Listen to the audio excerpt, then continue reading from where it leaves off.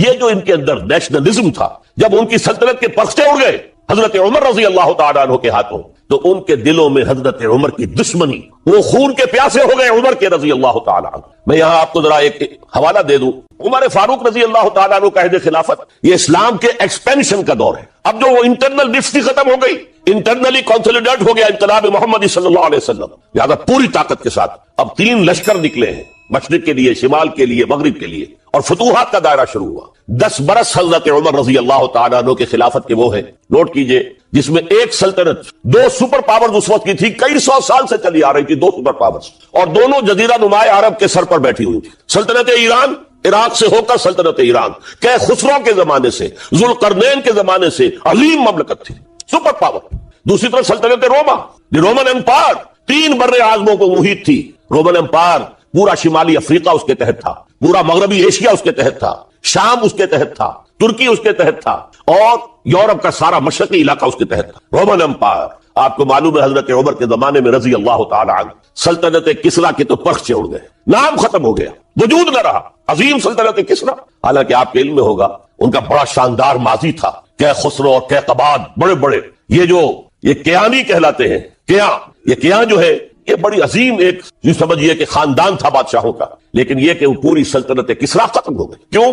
اس نے حضور کے نامہ مبارک کو چاک کیا تھا، اور حضور نے فرما دیا تھا صلی اللہ علیہ وسلم، خسرو نے میرا خط نہیں چاک کیا، اپنی سلطنت چاک کر دی، اور واقعتاً سلطنت کسریٰ جو ہے ختم ہو گئی، نام و نشان ختم ہو گئی۔ دوسری طرف سلطنت روما تھی، عیسائیوں کے ساتھ، چونکہ وہ تھی کرسچین، عیسائیوں کے ساتھ حضور کے زمانے میں کوئی براہ راست تصادم نہیں ہوا تھا، سارا تصادم ہوا تھا یا مشرکین عرب سے اور یا یہودیوں سے۔ عیسائی جو ہے عربین پیننسولا میں تھے ہی نہیں، یمن کے علاقے میں کچھ تھے لیکن ان کی کوئی حیثیت نہیں تھی، لہذا کوئی کنفرنٹیشن نہیں ہوئی۔ دوسرے عیسائیوں میں ابھی اہل علم موجود تھے، جیسے آپ کو معلوم ہے نجاشی بادشاہ کیسے ایمان لے آیا، اس نے حضرت عیسیٰ کے بارے میں پوچھا، حضرت جعفر طیار رضی اللہ تعالیٰ عنہ نے سورہ مریم کی آیات پڑھ کر سنائی، اور اس نے کہا بے نہیں جو ان آیات میں تم نے پڑھا ہے، عیسیٰ کی حقیقت اس سے 3 کے برابر بھی زیادہ نہیں ہے۔ اسی طرح ہرقل نے جب اس کو حضور کا نامہ مبارک پہنچا، اس نے جو بھی پیغامبر آئے تھے ایلچی، ان کا اکرام کیا، احترام کیا، وہ عالم تھا، جان گیا کہ یہ نبی آخر الزمان ہے، چاہتا تھا کہ میں ایمان لے آؤں بشرطے کہ میرے سارے درباری سپہ سالار بھی ایمان لے آئیں۔ جیسے کہ سن 300 عیسوی میں پوری رومن امپائر نے عیسائیت اختیار کی تھی، اس سے پہلے وہ بت پرست تھے۔ 300 عیسوی میں سلطنت روما کا جو ایمپرر تھا وہ ایمان لے آیا حضرت عیسیٰ پر۔ اس وقت تک ظاہر بات ہے اسلام حضرت عیسیٰ کا دین تھا، حضور تو ابھی آئے نہیں، حضور کے آنے میں تو ابھی 300 برس سے باقی ہیں۔ وہ عیسائی ہو گیا، پوری مملکت عیسائی ہو گئی، تو وہ نظام جو تھا حکومت کا برقرار رہا، انٹیکٹ رہا۔ ہرقل یہ چاہتا تھا کہ اسی طرح میری پوری سلطنت ایمان لے آئے تو میری حکومت برقرار رہے، لیکن یہ کہ اس کے جو درباری تھے اور اس کے بڑے بڑے جو سپہ سالار اور جرنیل تھے انہوں نے ریجیکٹ کر دیا، اور یہ بادشاہت کی بیڑی اس کے پاؤں میں پڑی رہ گئی، ایمان تو نہیں لایا لیکن پہچان گیا تھا حضور کو صلی اللہ علیہ وسلم۔ اور اس سلطنت روما سے پھر آپ کو معلوم ہونا چاہیے کہ مسلمانوں نے اس کی 3 ٹانگوں میں سے 2 ٹانگیں توڑ دی، پورے شمالی افریقہ سے نکال باہر کیا، پورے مغربی ایشیا سے یہ شام اور ترکی کا علاقہ اناطولیہ نکال دیا، اور اس کی سلطنت محدود رہ گئی یورپ کے اندر۔ تو یہ عظیم کام ہوئے ہیں حضرت عمر رضی اللہ تعالی عنہ کے عہد۔ اب سوچئے اس عظیم ریولوشن کا بھی کوئی کاؤنٹر ریولوشن ہونا چاہیے تھا کہ نہیں؟ ایرانی بڑے زبردست نیشنلسٹ لوگ تھے، نسل پرست، اپنی نسل پر فخر کرنے والے، ہماری روایات عظیم ہیں، ہم کہ خسرو کے وارث ہیں۔ اور آپ کو معلوم ہے کہ آخری جو بادشاہ تھا رضا شاہ پہلوی، وہ چاہتا تھا کہ خسرو کے دور کی عظمت اور سطوت کو دوبارہ لے آئے، 2500 سالہ جشن اس نے منایا تھا، وہ چاہتا تھا وہی شان میری ہو جائے جو کہ خسرو کی تھی۔ یہ جو ان کے اندر نیشنلزم تھا، جب ان کی سلطنت کے پرچے اڑ گئے حضرت عمر رضی اللہ تعالیٰ عنہ کے ہاتھوں، تو ان کے دلوں میں حضرت عمر کی دشمنی، وہ خون کے پیاسے ہو گئے عمر کے رضی اللہ تعالیٰ عنہ۔ میں یہاں آپ کو ذرا ایک حوالہ دے دوں، فردوسی نے جو شاہ نامہ لکھا، حالانکہ وہ مسلمان تھے لیکن چونکہ پرانے ایرانی ذہن کی عکاسی کر رہے تھے، تو انہوں نے جب کہ عرب فوجیں آئی ہیں تو اس نے ایران کا جو اپنے اوپر فخر تھا اس کی ترجمانی کرتے ہوئے لکھا ہے، زشیر شتر خوردنو سوسمار عرب را بجائیست آیت قرار کہ تختے کیا را کنند آرزو تفو برتو ہے چرخ کردہ تفو، کہ یہ عرب اونٹنیوں کا دودھ پینے والے، گوہ کھانے والے، یہ گوہ ایک بڑی سی چھپکلی کا جیسا جانور ہوتا ہے جو صحرا کے اندر ہوتا ہے، اور وہ اپنا ایک گھر بنا کر رہتا ہے، اسے کھاتے چاہیے۔ تو یہ گوہ کھانے والے، اونٹنیوں کا دودھ پینے والے عرب، آج ان کی یہ جرت، یہ جسارت، یہ ہمت کہ تخت کیا را کنند آرزو، کہ وہ آج آرزو کر رہے ہیں کہ کہ سلطنت کہ کا تخت جو ہے وہ ہمیں مل جائے. تفو بر تو ہے چرخ درداں تفو، تف ہے تجھ پر اے گردش کرنے والے آسمان، تف ہے تجھ پر. لہذا اب کاؤنٹر ریولیوشنری موومنٹس آئی ہے. حضرت عمر کی شہادت اس کا نتیجہ ہے. ہرمزان ایک جرنیل تھا اور اس کے جنگی جرائم اتنے شدید تھے ایرانی کے کہ واجب القتل تھا. وہ گرفتار ہو کر حضرت عمر کے سامنے پیش کیا گیا. حضرت عمر نے فرمایا یہ واجب القتل ہے، اس کی گردن اڑا دی جائے. اس کی چالاکی دیکھیے. اس نے کہا امیر المومنین، اے مسلمانوں کے امیر عمر رضی اللہ تعالی عنہ، مجھے ذرا پانی پلوا دی. حضرت عمر نے فرمایا پانی لا دو. ایک کٹورے میں پانی دے دیا گیا. پھر کہا دیکھیے امیر المومنین، مجھے ضمانت دیجئے کہ جب تک میں یہ پانی پی نہ لوں مجھے قتل نہیں کریں گے. فرمایا ہاں ہاں تم پانی پی لو، جب تک یہ پانی تم نہیں پیو گے ہم قتل نہیں کریں گے. اس نے وہ کٹورا پھینک دیا. نہ اب میں یہ پانی پی سکتا ہوں نہ آپ مجھے قتل کر سکتے ہیں، کیونکہ آپ کا ہے کہ جب تک میں یہ پانی نہیں پیوں گا آپ مجھے قتل نہیں کریں گے. اس ہیلے سے جان بچا گیا. پھر اس شخص نے ابو لولو فیروز ایک غلام تھا، اسے اس کام کے لیے تیار کیا. حضرت مغیرہ ابن شعبہ کا غلام تھا وہ، اور حضرت مغیرہ نے اس سے روزانہ کی ایک اجرت کہ تم کام کرو، مجھے صرف 7 آنے روزانہ دے دیا کرو. اس نے آ کر حضرت عمر سے کہا کہ میرا جو آقا ہے مغیرہ ابن شعبہ یہ مجھ سے بہت زیادہ طلب کرتا ہے. حضرت عمر نے پوچھا کیا دیتے ہو 7 آنے؟ تم کرتے کیا ہو؟ کہ میں نجار بھی ہوں، میں لوہار بھی ہوں، میں یہ کام کرتا ہوں. فرمایا اتنے پیشوں کا جاننے والا اس کے لیے یہ روزانہ کا ٹیکس یہ زیادہ نہیں ہے، یہ تمہیں دینا چاہیے. اس نے کہا میں چکیاں بھی بناتا ہوں. حضرت عمر نے فرمایا پھر ایک چکی ذرا مجھے بھی بنا دینا. کہنے لگا آپ کے لیے تو میں ایسی چکی بناؤں گا کہ جس کی آواز دنیا بھر میں جائے گی. وہ شخص ہے اور ہرمزان کی سازش کے تحت وہ ایرانی جسے بعد میں ایرانیوں نے کیا کہا، جس نے قتل کیا حضرت عمر فاروق کو، حضرت ابو لولو فیروز. آج بھی ایران میں اس کی قبر کی تصویریں بکتی ہیں تعداد کے اندر. حضرت ابو لولو فیروز وہ آیا ہے مسجد نبوی میں اور آ کر اس نے جبکہ حضرت عمر رضی اللہ تعالیٰ عنہ امامت فرما رہے حملہ کیا، 5-6 وار خنجر کے کی. حضرت عمر رضی اللہ تعالیٰ شدید مجروح ہو گئے. یہ انتقام تھا جو عجم نے، وہ سلطنت کے جس کے ٹکڑے ختم ہو گئے تھے، جس کا ٹکڑے کر دیے گئے تھے، اس نے انتقام لیا عالم اسلام سے. سمجھا انہوں نے یہ تھا کہ شاید یہ پوری عمارت کسی ایک ستون پر کھڑی ہے، حضرت عمر ہی کے ستون پر کھڑی ہے، اس ستون کو گرا دو گے پوری عمارت گر جائے گی. لیکن ثابت ہوا نہیں، یہ محمد کی بنائی ہوئی عمارت ہے صلی اللہ علیہ وسلم. یہ بہت قوی ہے، اس کی بنیادیں بہت مضبوط ہیں، کوئی ذرا سی تریڑ بھی نہیں آئی، ذرا سی تریڑ بھی نہیں آئی. حضرت عمر فاروق کی شہادت کے بعد حضرت عثمان رضی اللہ تعالیٰ عنہ کا دور خلافت شروع ہوا اور جوں کا تو جو قافلہ چل رہا تھا آگے چلتا چلا گیا. حضرت عثمان رضی اللہ تعالیٰ عنہ کے بارے میں بہت قیل و قال ہے، ان پر تنقیدیں بھی کی، اپنوں نے بھی کی ہے، دشمنوں نے بھی کی. لیکن بات جان لیجئے یہ تاثر غلط ہے کہ ان کے پورے دور خلافت کے اندر فتنہ رہا یا ہنگامہ رہا. قتل غلط. 10 برس خلفائے راشدین میں طویل ترین دور خلافت حضرت عثمان کا ہے رضی اللہ تعالیٰ. 12 برس حضرت ابو بکر کے تو 2.25 برس تھے، حضرت عمر کے 10 برس تھے، ان کا 12 برس. اور 12 میں سے 10 سال ایسے تھے بعین ہی جیسے حضرت عمر کے 10 سال تھے. امن و امان ہے، سکون ہے، چین ہے، اور قافلہ اسلام بڑھ رہا ہے، فتوحات کا دائرہ بڑھتا چلا جا رہا ہے، فتوحات سیلاب کے مانند آگے بڑھ رہی ہیں.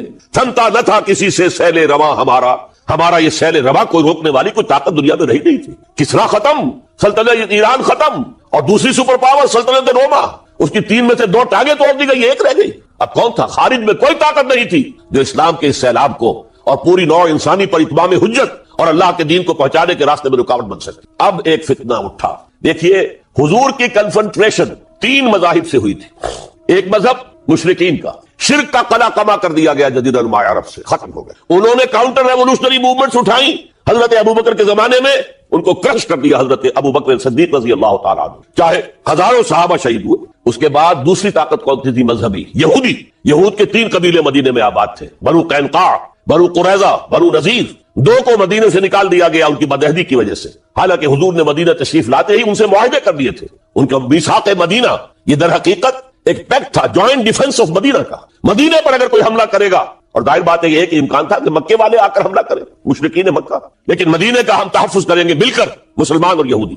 لیکن انہوں نے ہر موقع پر وعدہ خلافی. پہلے بنو قینقاع نکالے گئے، پھر بنو نذیر نکالے گئے. غزوہ احزاب کے موقع پر بدترین جو ہے بدعہدی بنو قریظہ نے کی اور ان کو بڑی سخت سزا دی گئی، کیونکہ انہوں نے خود کہا تھا کہ ہمارا فیصلہ سعد ابن معاذ رضی اللہ تعالی عنہ جو فیصلہ کر دیں گے وہ ہمارے حلیف ہے، جو فیصلہ کر دیں گے ہمیں قبول ہوگا. اور حضرت سعد نے تورات کے حکم کے مطابق فیصلہ کیا کہ ان کے جتنے جوان ہیں وہ قتل کر دیے جائیں. بڑی سخت سزا تھی کہ جو دی گئی ہے، اس میں کوئی شک نہیں. پھر ان کا اڈا تھا بہت بڑا خیبر میں، وہ نکال دیا گیا، وہاں سے انہیں نکالا گیا، اس کے اوپر مسلمانوں نے قبضہ کیا. جیسا کہ میں نے عرض کیا عیسائیوں سے کوئی کنفرنٹیشن نہیں ہوئی تھی، لیکن ان 2 کے ساتھ ایک مشرکین عرب کا خاتمہ ہوا اور ایک جزیرہ نما عرب سے یہودیوں کا خاتمہ ہوا. لہذا ان کے اندر جلن تھی، انتقام کی آگ تھی.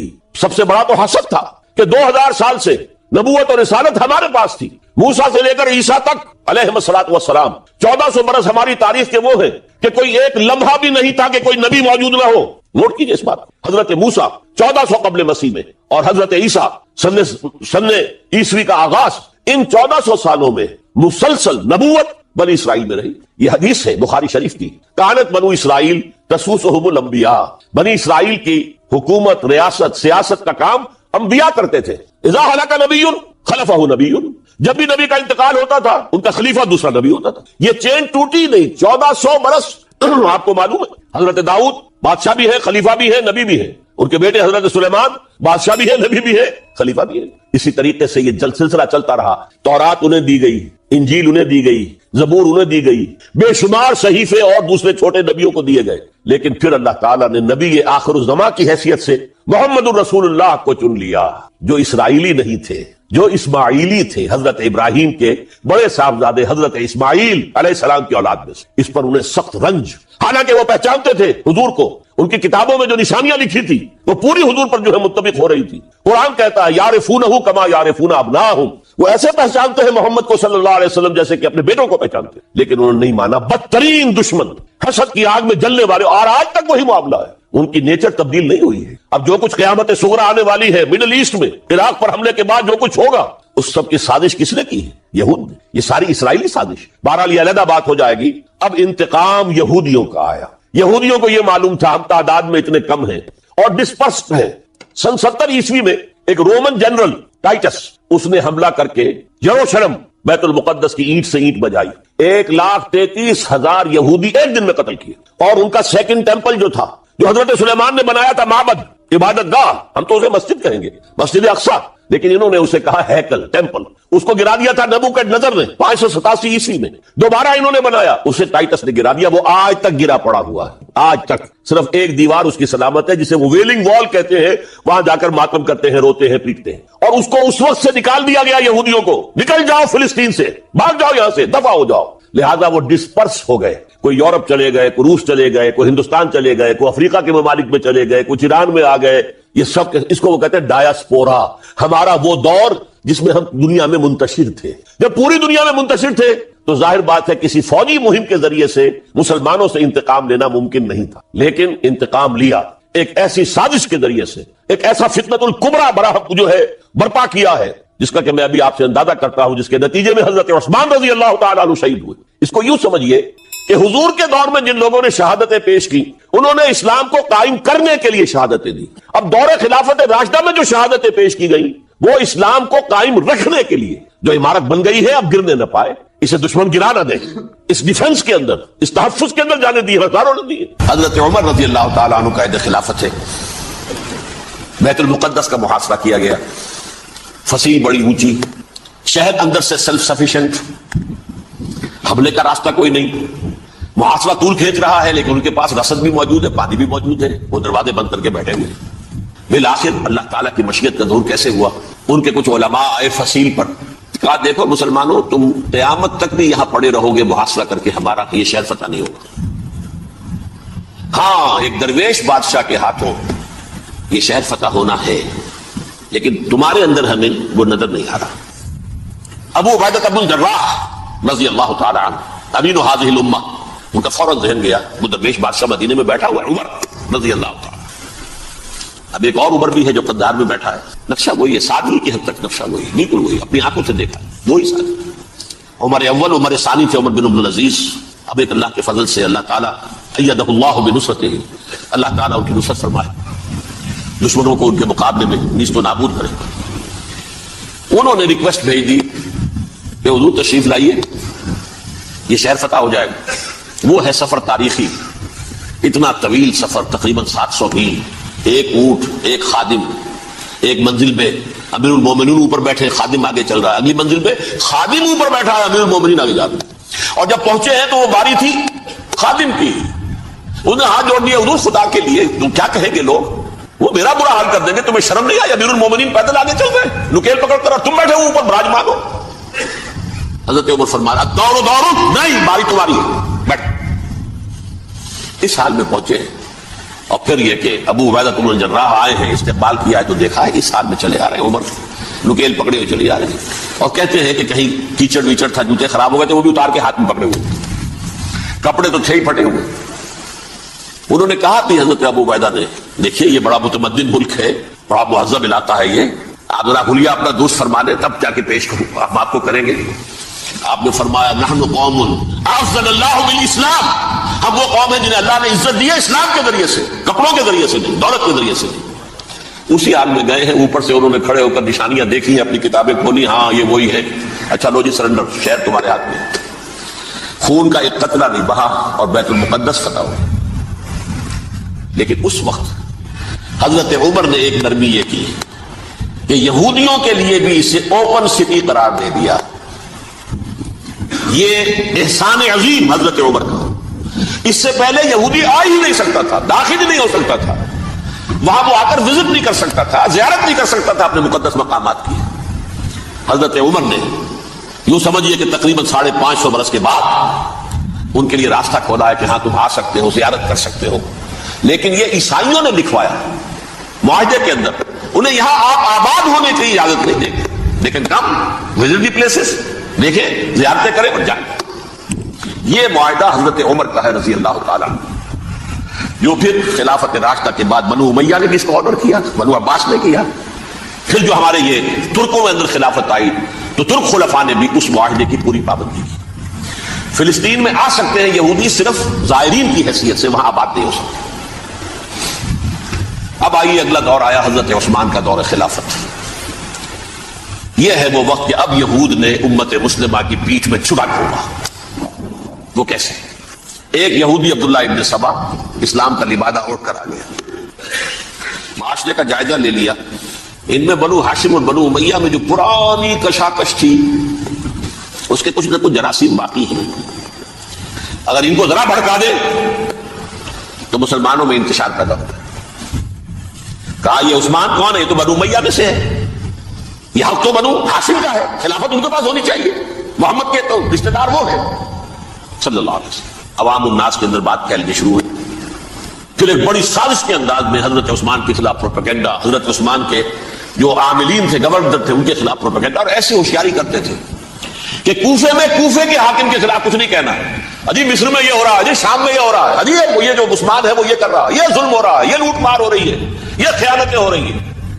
اب نہ تو اس زمانے میں مینز آف کمیونیکیشن، کیسے تصدیق کریں گے؟ افواہیں تو آپ آج کراچی کے اندر شروع ہو جائے تو پتہ نہیں چل سکتا کسی کو کہ کیا اس میں صداقت ہے کیا جھوٹ ہے، اور بری بات جو ہے فطرت انسانی کی کمزوری ہے وہ فوراً قبول کرتا ہے، کسی کے بارے میں اچھی بات ماننے کو تیار نہیں ہوتا لیکن بری بات تو فوراً تیار ہے۔ بہرحال یہ فتنہ انہوں نے اٹھایا، حضرت علی کی الوہیت کا فتنہ اٹھایا، حضرت عثمان کے خلاف الفتنۃ الکبریٰ برپا کیا، حضرت عثمان شہید ہوئے، اس کے بعد 5 برس تک مسلمان ایک دوسرے کی گردنیں کاٹتے رہے، باغی خانہ جنگی ہوئی، امت کو وہ زخم لگایا ہے جو آج تک جس سے خون رس رہا ہے۔ یہ شیعان عثمان اور شیعان علی تھے جو بعد میں پھر سنی اور شیعہ ہو، اور آج تک فتنہ کس نے جگایا؟ ایک عبداللہ ابن سبا یہودی اور اس کے کارندے، شیطان کا ایجنٹ، اور انسانوں میں سے بھی اس کے جو بھی حواریین تھے اور شیطانوں کے اندر سے بھی انہوں نے بھی اس آگ کو بڑھتا ہے۔ یہ آپ سوچ لیجئے کہ یہ کس نے وہ زخم لگایا؟ یہودی۔ اگلا دور آیا